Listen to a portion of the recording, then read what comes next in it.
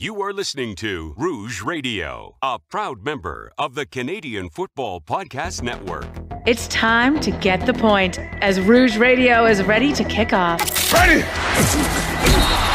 The best football talk with the best in the business. So what is the cost? You have 2 first-round picks this year because the Argos are dumb enough to trade for Drew Willie. A few rookies. We go directly to the on-field product. We welcome to the show the 20th overall pick in this past Sunday's CFL draft, DeAndre Wright of the Alouettes. DeAndre, welcome to the show. Thank you, guys. Thank you for having me. And the occasional Hall of Famer. Please welcome Doug Brown, who is one of the members of the current class of 2016 in the CFL Hall of Fame. Doug, thanks for joining us today. Oh, thank you guys for the kind words and for having me on the program. Rouge Radio is on the air. Here's your hosts, Robert Dalton and Tony Allen.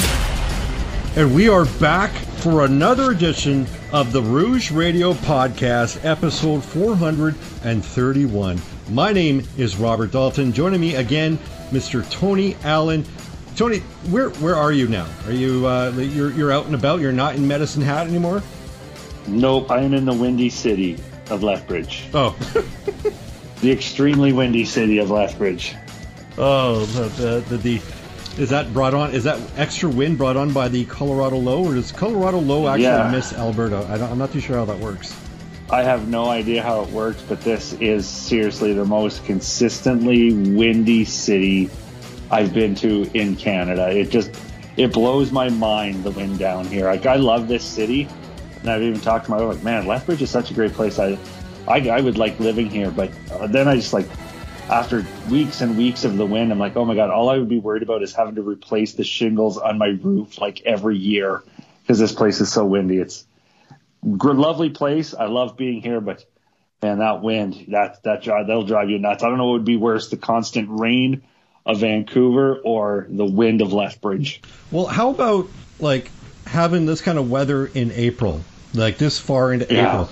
I get like the odd snowfall, the odd torrential rain pour, in like in early April, because it always happens, right? Like the snow melts, you think you're in clear in the spring, and then all of a sudden Mother Nature takes a big dump of snow on you, and then that lasts for like maybe 2 days. It just seems like the complete opposite like the last couple of days or last couple of weeks. I'm over it, and I know that a lot of other people share that feeling as well. We've got a great show this week. Of course, we're continuing our 9 teams in 9 weeks. Last week we did the Ottawa Redblacks. This week it is the Edmonton Elks, and we'll have Andrew from the Turf District podcast on. We'll have a small semblance of previewing the Edmonton Elks with him. Anything going on with your life in the last week other than traveling across Alberta? I guess it's not really across Alberta going from... No, from where I am, it's just about southwest of Alberta. But really, I've just been working. Work. It's just work 14 days, get 7 off. Now I'm on a 21-day schedule, so I'll work 21 days in a row and then 7 days off. So it's a grind right now, but at least this is a nice relief from that. Well, at least you're enjoying. Is there any kind of like entertainment? Like it's in the hotel? Is there like a weekly band that plays? Oh no, nothing like that. It's more of a motel. There's no lobby or anything, or a nice little restaurant or something I can go in for a drink after work. And I work 10-hour days. It's an hour drive to and back from work. So I'm basically gone for 12 hours. Really, when I get back to the hotel, I like eat, shower, talk to the family, and then pretty much pass out. So I have a pretty boring life right Excuse me. I have a pretty boring life right now. I wouldn't say boring, but you mentioned motel. So your TV access is just like local channels, and they. Oh yeah, it's all standard definition, just standard definition television, and they do step up and buy a movie channel here or two, but I don't know how many times I've seen Miss Congeniality. I'm going to lie. It's probably more than one human being should watch Miss Congeniality, but it seems to be the only movie this one channel plays. Some CFL news is kind of few and far between. Obviously, some players or some teams are signing some college standouts, guys with NFL experience. I guess some major CFL news came out earlier today. the Winnipeg Blue Bombers become, at least from what I heard, the first team to fully announce, I guess you can call it back to normalcy, I guess, where they are no longer requiring vaccination status before entrance into IG Field.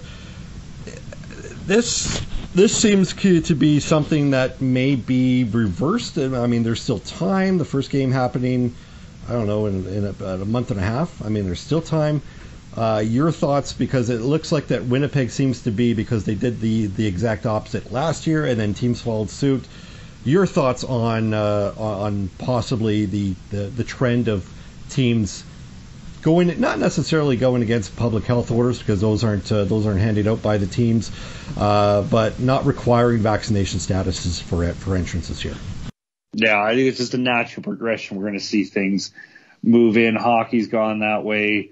Major League Baseball, like the Canadian traveling across the border thing, is still in play. But, I mean, you've got full Sky Dome now for the Toronto Blue Jays. And I think it's just going to be a naturally unfolding of events that you're going to see more of these things kind of lifted, not followed, and stadiums, spectators all making their way back to the seats of the stadiums now.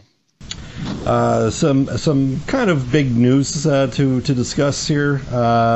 Also, the BC Lions, Stephen Richardson, freshly new acquired Stephen Richardson, formerly of the Winnipeg Blue Bombers, a very, very, very, very, very, I guess, nicknamed Stove on the defensive line, had suffered an injury during a preseason workout, will be gone for a long period of time, and they are thinking that if BC if they're successful, they can use them in the playoffs. If not, it is a huge hole. Also, some big news: the Winnipeg Blue Bombers added to their back-to-back Grey Cup champions chip roster by adding former receiver. I shouldn't say former receiver, but Jalen Saunders, formerly of the Hamilton Tiger-Cats, had actually signed with the Ottawa Redblacks in 2020, but opted out because of the canceled season.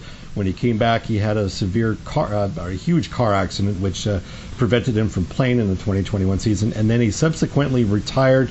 I guess he unretired because, he's back with the Winnipeg Blue Bombers on a 2-year deal. Interesting. I would say that Winnipeg does not look worse for the wear from losing some high-profile free agents. I got to be honest. My feeling from Winnipeg going the three-peat, and we're dealing with Edmonton, so I don't want to talk too much about Winnipeg here. Of course you don't. You would hate that. Well, okay, but I try not to. But the more and more that I think about it, the three-peat becomes just more of a reality as opposed to a hope. Like back in February, I'm thinking, okay, we went back to back. The three-peat doesn't look like, and now everything's coming to fruition. I could see it happening. The three-peat. I may not predict it, but I could see it happening. Okay, earlier on we talked to Andrew from the from the Turf District podcast. Here's a small clip of what we talked about. It's fantastic. Do you feel like this is like going back to I don't know, like the 80s Edmonton Football Club, where you're just kind of proud to be fans of this football team? Because where was it, like just 2 months ago, the Edmonton Elks had the social media thing, and I think within 72 hours they broke a record for most season tickets sold. So as fans, and as new fans, young fans, fans that left because of the team and then coming back, it's got like a new sense of pride, is it not? Oh, 100%.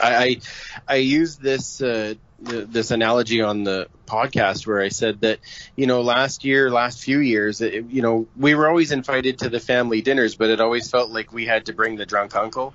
And I think we're past that now. Now it feels more like what it felt like when we first became fans. When it was Hugh Campbell and it was Jackie Parker, and they did things that were good for the team and good for the community and good for the fan base. And I think one of the biggest things that has happened probably in the last couple of months is that the they did the name change last year, and the launch of the name change was awesome.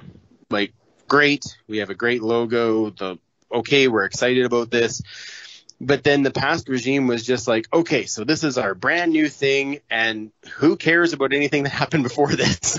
And now we've got people who are like, no, we need to recognize our history. And so for guys like Superfan Mike, he's like, yippee, let's do more history. But for me, I'm looking at it and going, they want to connect like they did in the history. And it's so huge. It just feels like you're being welcomed back to something that you've always loved. So I'm really happy with what they're doing with that, and I'm excited to see what they do next. First off, is this a preview show or just a big Edmonton love fest? Like, this is getting gross. Well, no, you know what? Right now it's a Victor Cui love fest, which I think a lot of people are on board. But I think you just love saying Victor Cui. Apparently, his whole name. I love it. Victor's awesome. Victor's my favorite guy. He's awesome. Okay. Well, you know what? When we get a chance to talk to him, he's humble, but he's excitable, and he has lots of big ideas. It's hard not to get this excited about him.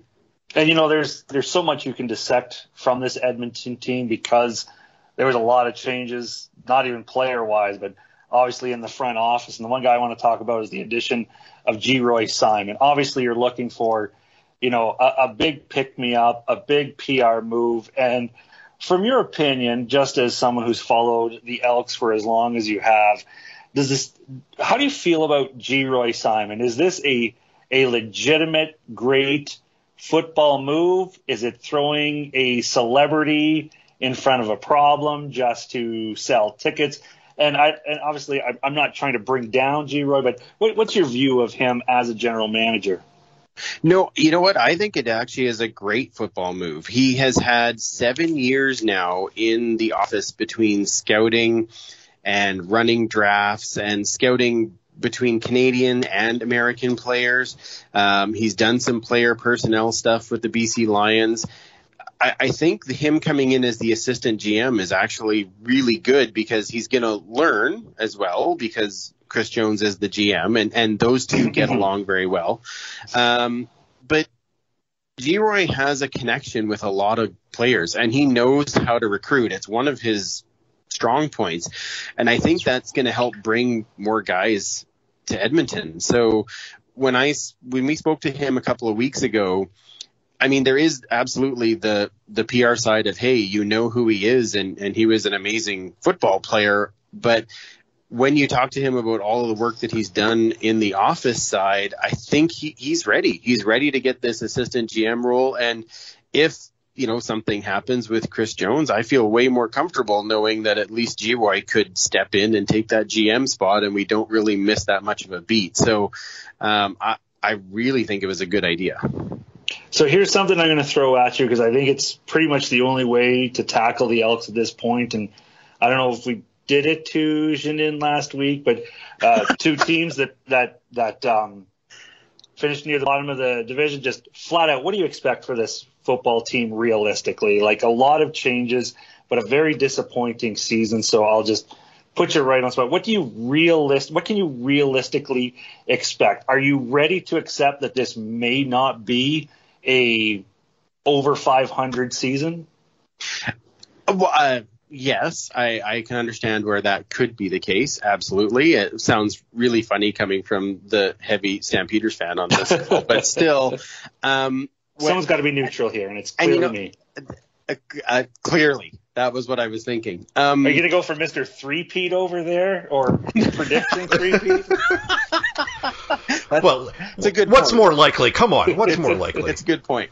No, you know what? To say that the team fell apart last year is probably an understatement. They were, let's just be honest, they were god-awful. And I believe they're going to be better than that. I see them landing in that 500, just over 500 range. I don't want to go to all Valentine and say 18-0 in a Grey Cup. So but I see them moving up. And the thing is, the last time that Chris Jones took over the team, they had the 3-15 season, and the next season they were 10-8.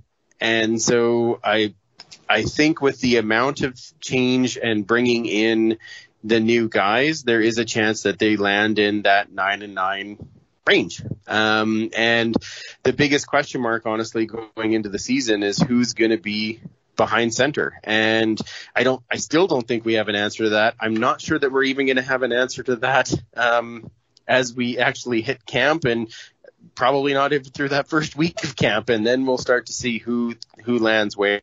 And we all know how important that position is. So, why do you hate Nick Arbuckle? Why do you hate him? We don't. Okay, listen. Here's the thing. I don't explain Nick Arbuckle to Tony. Explain Nick Arbuckle. I don't make that choice. I actually was really excited when we got Nick Arbuckle, but I think that the people that make the decisions have had. You heard it here first. I don't know if they hate him. They've had different experiences with him, right? And so I think they want to have their guy there, and if their guy is one of these other 6 that we have, or are is there a move that's coming where they pull a trade somewhere? I don't know. So that's my biggest question mark, honestly, for the year. So I know it's putting a bunch of new guys together, but I know how I've seen enough Chris Jones training camps to know that they're the guys that are going to be left are going to be able to play together. But I think it is fair to say that we can probably expect a 500 season, but I obviously want more than that, but I don't know if I put my expectation that high yet. We're talking about, obviously, I was going to mention the quarterback situation. You kind of just kind of touched on it. Because the starting quarterback hasn't been answered, and I think they're kind of waiting for dominoes, in my opinion, from what I gather. Are you happy with the possible quarterback tandem that might you have Taylor Cornelius, Nick Arbuckle, and what is it, JT Barrett coming out from college, or for a former college standout JT Barrett?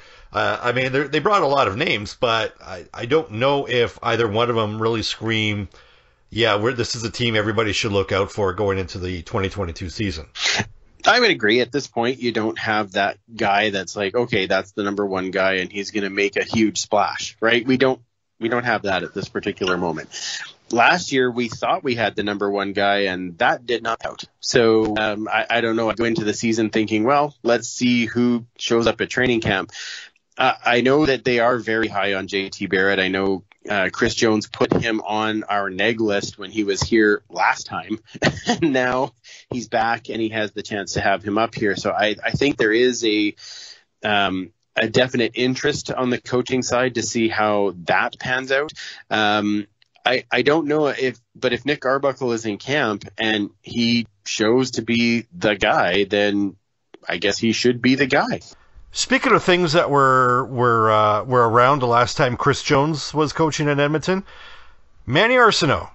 I figured this has to be talked about because on one day they signed Manny Arsenault, Darius Bowman, who has since retired, and under the radar Caleb Hawley. What gives with these signings? I think there's some veteran depth there. Obviously, Darius Bowman to this point now has officially retired. So now he's retired as an Elk, which is what he should have done anyway. So that's good. And Manny Arsenault, I talked to G-Roy about that, and he said that the thing about Manny is that when he comes in, nobody gets a rep off. He comes in and he has that leadership to say, okay, let's put in the work and let's go from there. I think Manny Arsenault too could be coming in to be an unofficial receiver coach because he does have the experience already. Well, you could save on money on coaching there.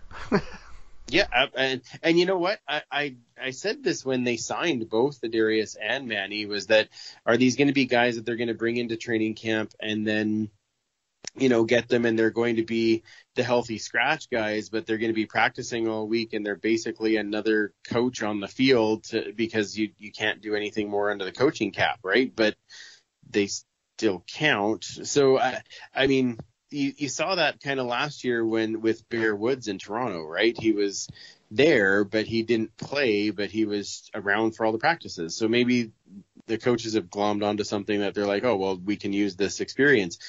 On the other hand, maybe Manny, at least the last couple of years, he was playing arena and that type of thing. So maybe he can come in and he can compete with some of these guys. Caleb Hawley, we'll have to see. I think he's going to be down the depth chart, but he might be a backup guy that we need. So we'll have to see how that plays out. But I think that's Chris Jones bringing in guys that he knows that are going to, push and try to set the tone early as far as when guys get into training camp. All right, before Tony chimes in, I've got a $300,000 question for you. And you know where I'm going with this one. Kenny Lawler's he's obviously, he led the league last year in receiving yards. It's okay, so he's worth a pay increase over the year. I don't know if a lot of people, or probably a lot of people, agree that maybe $300,000 is a little too much. So you and I had this conversation on the Canadian Football Countdown podcast, their live free agent frenzy. There's a lot of expectations for Mr. Kenny the King Lawler, is there not? Oh, absolutely. Absolutely there is. But if we want to go back to, Seinfeld references, we can say that he's about to have a Costanza wallet right away. That's what's going to happen right there. But I think, if somebody's going to pay you that much, you say yes. Like all of us would do it, right? The expectations are going to be high on him. And my only worry, and I said this beforehand, is just when he has a bad game, is he going to be ready to stand up and because he's going to come under criticism. He's going to come under somebody who's saying, well, you're the $300,000 guy and you're not catching the ball or whatever happens to be. And so it's the whole, with great responsibility comes great power, I guess, or other way around. Great power, great responsibility. He's going to have to be prepared to be under that light. And I think that as long as he's, they're ready to treat him with an idea that he, is human, but that he's going to, ball out otherwise, well, then it'll be interesting to watch. But I agree with you. The expectations from the team and from the fan base are going to be huge. Yeah, I can't imagine if something's going to happen where, there's no signing bonus, so they could just, easily release him. And speaking on Seinfeld, if they end up releasing him, boy, Kenny Lawler's going to have some airing of some grievances for Festivus. Exactly. Yeah, exactly. I want to be at the table. It'll be fun. Yeah. The Edmonton Elks have the number 1 overall pick going into the 22 draft. There's been articles galore saying that, Chris Jones doesn't know what he's going to do with it. Is there any talk what they're going to do with it, or are they going to trade it? Because I like some good first overall draft pick trades. Is there any kind of anything that you're hearing as to what they're going to do? Because they're in need of a quarterback. That first overall pick could probably get them a good quarterback if the price is right. Oh, I agree. And I think in Chris Jones's availability today, everything was talked about, right? Is Trey Ford the guy that they're gonna get, and or is he going to the NFL? Did Tyrell Richards stand out enough because he's absolutely a Chris Jones guy, where he's that guy who can play any spot on the defense, and then he'll probably end up playing receiver because it's Chris Jones. And so, I mean, it's tough to say what happens there. I think they're listening to offers for the first overall pick. I don't know if they make that deal. And I know when we spoke to G. Roy, he was saying that, there's moves that they still want to make. So does that mean that that's going to happen? Who knows? But it sounds like they have quite the list for those top 4 picks that they're going to be making, and we'll see if it actually plays out that way. But if I was going to go with my gut, I would say that they don't trade it and they end up picking Tyrell Richards, because it's just too much of a Chris Jones guy that I would be shocked if he wasn't on the team next year. I know for where I want to chat now, seeing how we're talking about the Edmonton Elks and someone who might follow you personally on your social media or your podcast pages. We do get a great look at the room that you record your podcast in, and staying with the Seinfeld references, what's the deal with that turf district? I mean, really, who's buying all this stuff? Tell us about the turf district there, Andrew, and that amazing collection of Edmonton memorabilia. How do you acquire it all, and where do you get it all? And is there any new additions for 2022? Yes to all. But I guess the first part of that is that when I started the podcast back in 2015, which I know you guys have been around longer, you guys were one of the inspirations for me to start. And but I started in a little corner of the basement, and I had just a computer, and away we went. And then I went away for the 2015 Grey Cup, and when I came back, my wife and kids had cleared out a room and painted it in the colors, and that was in our old house. And so it was shortly after that they had named it the Ice District in Edmonton for the Oilers, and I said, I guess we just name places that we play on based on surfaces. So whatever, the Turf District, and it stuck. And so when we rebranded, it just made sense to be called the Turf District. But when I just moved last July, it was like, okay, now's the time. I can redo this room and put some stuff up. So I've been pretty lucky. A lot of the pictures that I have, we've had access on fan days. I've been able to get some signatures from some guys. We've had alumni on the show, and I've been able to, secure some signed photos from them, which is awesome. My big additions this year, though, I was able to add in a woodworked CFL logo that was done by James Franklin, which is outstanding. And it says diversity is strength on it, and has the 55-yard line. Like it's amazingly well done, and it's all handmade by him, which is fairly cool. And then just recently, I was able to acquire an actual locker from Commonwealth Stadium from when it originally opened. So wow. In 2010, they redid the locker room, and when they did that, all of the old lockers were actually auctioned off.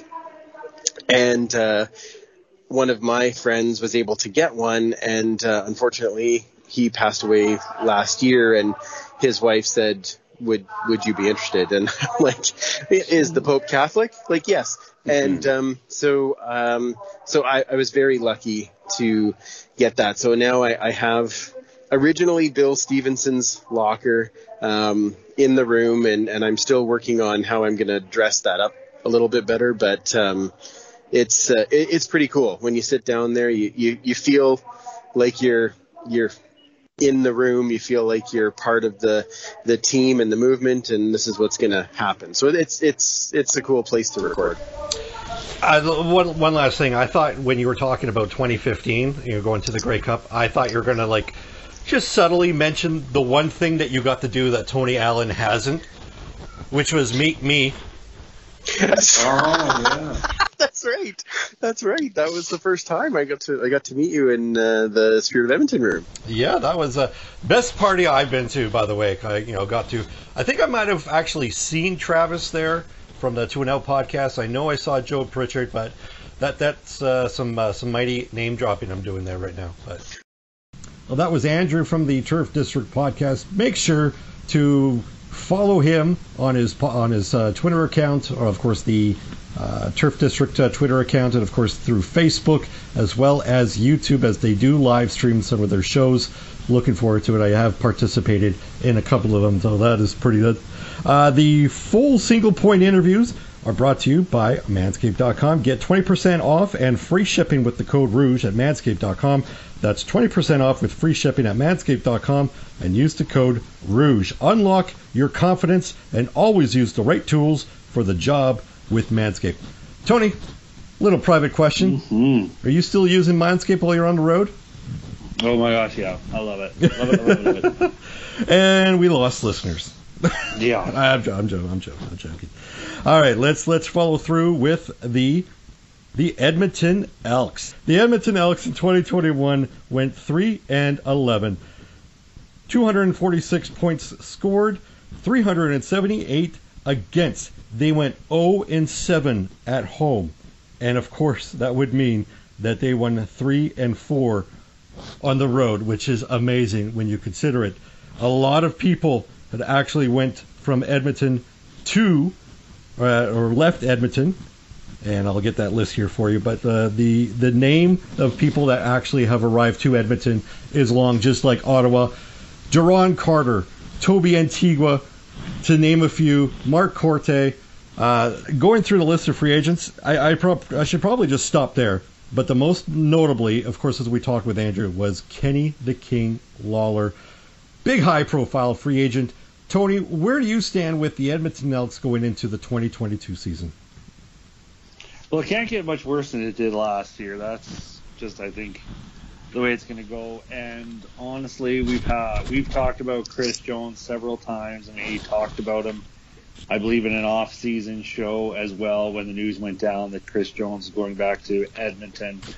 And it's just one of those things where I find it difficult to bet against Chris Jones. Like, this wasn't just a panic buy to try and get back to the top instantly. It was done with Chris Jones at the helm, and the guy wins. I mean, he's a great source for jokes and cheap shots, but it's not like he doesn't back it up. And I don't know if Edmonton is looking at immediate success, a run to the Grey Cup, but if it's going to be a quick turnaround of 2 years, it's in the right hands. The right guy is doing it. And if I'm an Elks fan, I'm just going to enjoy this for as long as it's going to last, because, again, it's Chris Jones. And, I mean, he could be gone after this season. He could be gone on Tuesday. Who really knows? Like, it's Chris Jones. The guy just decides, I'm done, and leaves. So, as you've got that over you, but if you're looking to bounce back and you want to be Grey Cup contenders right away, Edmonton got the guy to do it. Yeah, I'm looking at the one thing I'm really looking forward to it is seeing how the quarterback play plays out, because I'm still not convinced that Nick Arbuckle, like they've got like a plethora of quarterbacks there at that position, and I'm not convinced that 2 or 3 of those players are going to be on the opening day roster. I'm like, logistically and common sense would dictate that Arbuckle, Cornelius, and Barrett will be the 3 quarterbacks. There's just something about Chris Jones that just kind of says those 3 will be quarterbacks in the CFL, just not with Edmonton. Like, there's just something that just screams that. Until they get that kind of rolled out and figured out, I don't know if Edmonton would be considered contenders for tops in the East. And I like how you said it. It's like it can't get any worse than it did last year. I mean, it's possible. I just don't think it can. And if you're looking for recent history for Chris Jones as head coach and GM, and I know John Murphy had that role without actually having the role, but the last time Chris Jones had dual titles and he took over from the Saskatchewan Roughriders, yeah, that ship has sailed in the correct direction since then. But that first year was god awful. Saskatchewan will they'll take it in strides, because eventually they righted the ship. But that 2016 season, they went in day one heavy with the free agents, and it literally got them nowhere. It legitimately didn't get them anywhere.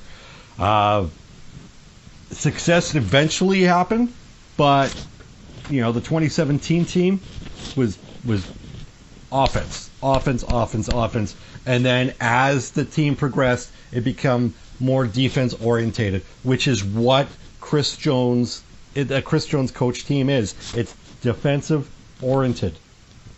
I don't see the weapons that scream Chris Jones defense on this roster. Don't get me wrong. I think it's a good squad that they have. I just don't see where this roster screams complete upgrade from what they had last year. Sean White goes to BC. In comes, Sergio Castillo. That's a wash. I think Sean White is one of the most prolific kickers in Edmonton history. Castillo, we know what he did last year with Winnipeg. Very, very underrated kicker in my opinion. He's probably one of the best kickers, and he's still underrated. The offensive line got a upgrade with Tony Washington. They got Mark Korte. Receiver, they got Kenny Lawler. They lost Greg Ellington to Winnipeg. They still have Shai Ross. You know, the offense, the receivers is good. They got James Wilder Jr. as a running back. That's good.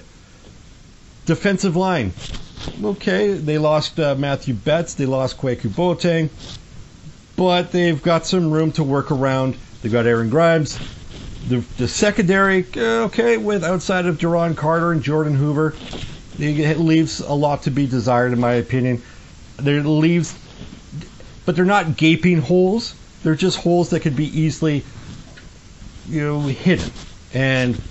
But I think all of that is for naught if your quarterback can't put the ball where it should be. And I know that the new offensive coordinator replacing Jamie Elizondo had that Freudian slip with Andrew. Elizondo, an offensive mastermind, and with Trevor Harris at the helm, just couldn't get it done. That might speak more volumes about Trevor Harris as opposed to Elizondo. But I just haven't seen anything that really screams that this team is ready to dominate or that's ready to really contend. So while I do have this team better than they were last year, I just have this team not quite there. I have them at 8-10, just ahead of the BC Lions, and possibly crossing over, depending on what happens with Montreal and Toronto. What's your record with Edmonton? Well, I obviously liked the moves more than I thought I would, because I ended up with Edmonton having a 10-8 record, just like Andrew did. But I mean, he said that should be good for third, and I don't have them in third, so it just adds more intrigue to my CFL standings for the season if I got Edmonton at 10-8, but that's not third. Where do you have Edmonton then? Fourth? 10-8. Yeah, but what? I'm not giving it away. I'm doing this week at a time. I'm letting the mystery unfold. If you're following, you can fill out your standings as I give them. Because what did we do last week? There we go. 10-8. Yeah, that's pretty impressive. So where does that put them in the East? Interesting. Well, I did let the cat out of the bag, and I said Ottawa finishes second. But, all right, I have Edmonton at 8-10. I'll say it. I have them at fourth. Okay. But good enough for a crossover. I'll just say that. There you go. Yeah. All right, well, that'll wrap it up for this version of the 9 teams in 9 weeks. Next week, we follow the BC Lions. Tony, before we wrap it up, any final thoughts? No, I'm very tired, and I forgot to think up any final thoughts other than I'm ready to go to bed. What's the deal with these final thoughts? What? There's my terrible Seinfeld impression. There we go. That's very good. All right, that'll wrap it up for episode 431 of the Rouge Radio Podcast. This is powered by the Canadian Football Podcast Network. For Tony, I'm Daltz. Thanks for listening. We'll see you next week. You are listening to Rouge Radio, a proud member of the Canadian Football Podcast Network.